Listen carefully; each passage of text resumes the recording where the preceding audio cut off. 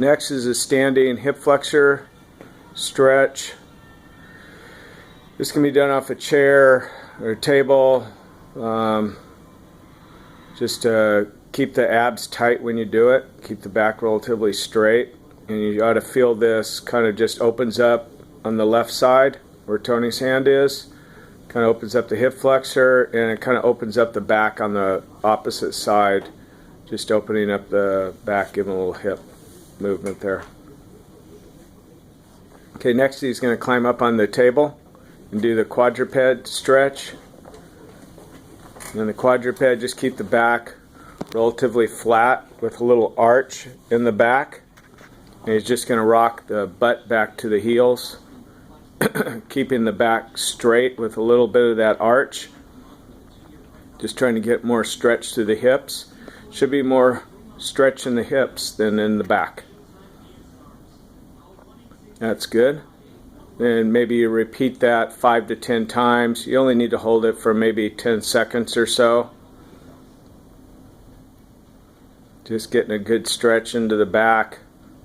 This stretch is kind of a good go-to stretch along with the standing hip flexor stretch through the day, particularly if you're hurting when you're walking around or up on your feet. You can find something out in the public or wherever you are to stretch that hip out when you're standing.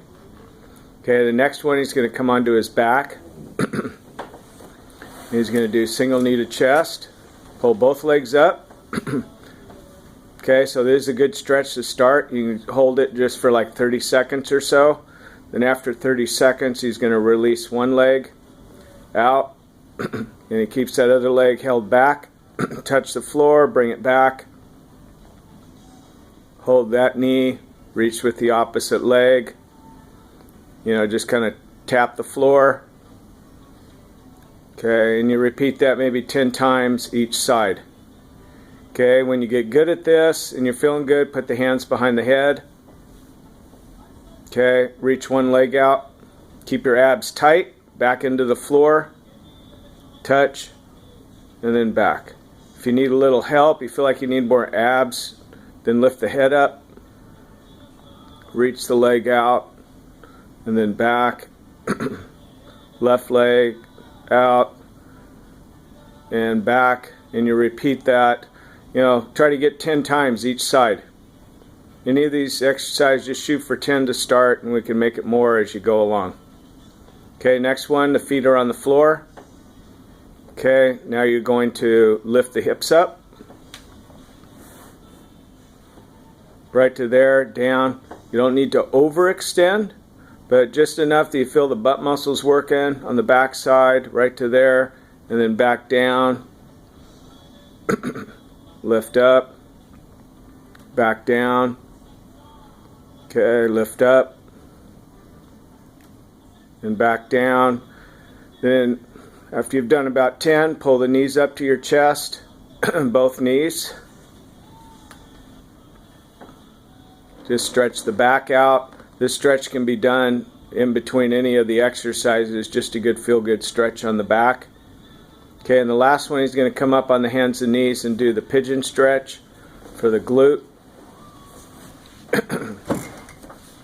Main thing with these exercises, see how he tucks the leg under. The right, in this case, the right knee is in the midline. It's in the midline, and he's on his hands. If you feel like you can lean back and get a good stretch, then you can come down onto your forearms. And that just intensifies a good stretch in the glutes. Right there, this is my favorite. Call this the killer glute stretch. Okay, so main thing with these exercises, we just don't want the exercises to increase any leg pain. Feel like maybe you get a good stretch to the hips. Not even trying to really stretch real hard on the back yet. You let me know how these exercises feel, and then we can boost it up with some other ones later if Tony